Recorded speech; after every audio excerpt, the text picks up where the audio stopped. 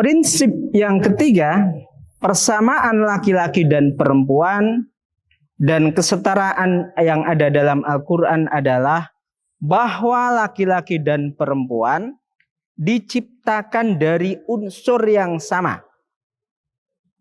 Ini terkadang di tengah masyarakat ada kesan dan ada kepercayaan bahwa perempuan itu diciptakan dari unsur laki-laki. Perempuan diciptakan dari tulang rusuk laki-laki. Memang ada hadis sahih yang menyatakan bahwa perempuan diciptakan dari tulang rusuk laki-laki.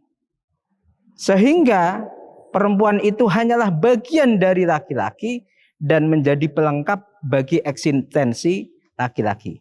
Padahal ayat-ayat Al-Quran menunjukkan bahwa laki-laki perempuan itu diciptakan dari unsur yang sama. Min tinil lazib misalnya. Ada pula min nafsin wahidah, dari jiwa yang sama. Dari sosok yang sama, yaitu sama-sama dilahirkan dari seorang ibu. Nafsin wahidah ini sebagian mufassir mengatakan nafsin wahidah ini adalah Adam. Tapi para mufassir kontemporer menyatakan nafsin wahidah yang dimaksud adalah ibu. Laki-laki dan perempuan diciptakan dari unsur yang sama dan sama-sama dilahirkan dari seorang ibu. Memang ada hadis yang menyatakan bahwa perempuan itu diciptakan dari tulang rusuk laki-laki. Tapi yang perlu diingat, hadis itu sedang bercerita tentang akhlak, tentang bagaimana memperlakukan istri, bukan sedang bercerita tentang penciptaan manusia.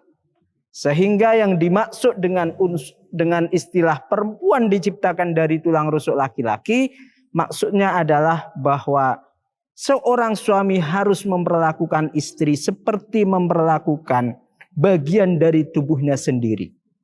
Bukan dalam arti harfiah yang sebenarnya bahwa laki-laki dan perempuan itu diciptakan dari unsur yang berbeda. Hal ini ditunjukkan dengan penemuan ilmiah modern, dengan adanya teknologi DNA dan lain sebagainya. Tidak ada unsur yang berbeda antara laki-laki dan perempuan. Dari sisi DNA sama. Tidak ada DNA yang kurang dari perempuan, DNA-nya lebih sedikit, tidak ada. Sehingga prinsip-prinsip yang ada dalam Al-Quran, di antaranya laki-laki dan perempuan diciptakan dari unsur yang sama, ini mendapatkan penguatan dari penemuan ilmiah modern.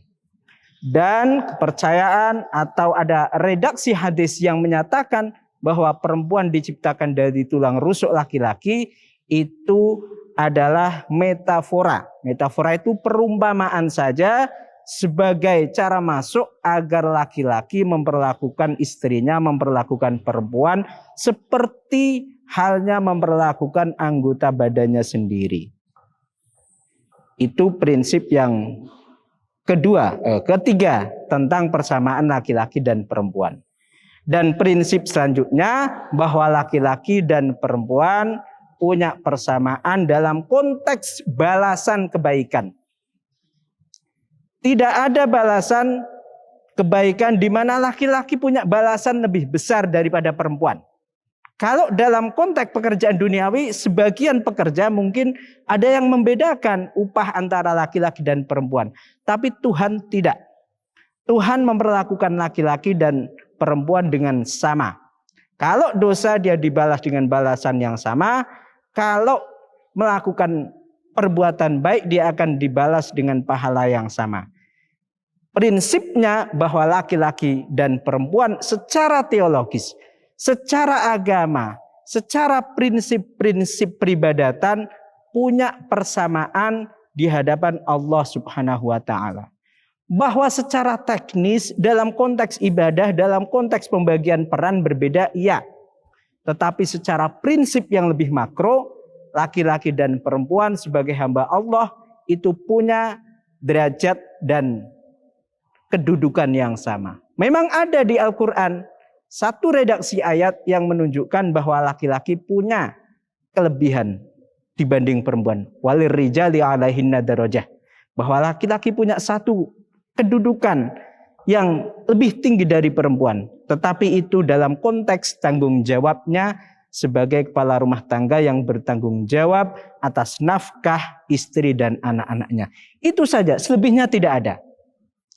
Ada hal lain yang terkadang membuat kesan seolah-olah Islam itu menomorduakan perempuan. Yaitu soal kesaksian perempuan. Di mana dua perempuan setara dengan satu laki-laki dalam konteks kesaksian.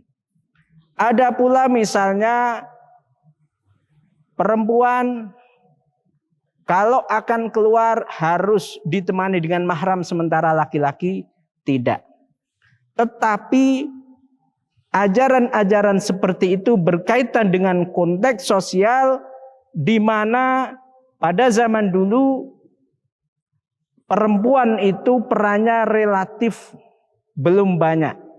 Aktivitas kehidupan manusia didominasi oleh aktivitas fisik yang penuh tantangan seperti misalnya dalam kehidupan suku-suku di mana sebagian besar aktivitas dan interaksi antar manusia itu dilakukan di alam bebas, alam liar. Sehingga wajar kalau Islam mensyaratkan perempuan kalau mau keluar harus dikawal oleh laki-laki mahram. Itu bukan dalam konteks menomorduakan perempuan, tapi dalam konteks melindungi perempuan dari potensi-potensi ancaman alam maupun dari potensi ancaman suku lain. Jadi konteksnya sebenarnya adalah untuk melindungi perempuan. Mengapa perempuan kalau saksi harus 2 sebanding dengan laki-laki 1? Lagi-lagi ancaman terhadap saksi itu bisa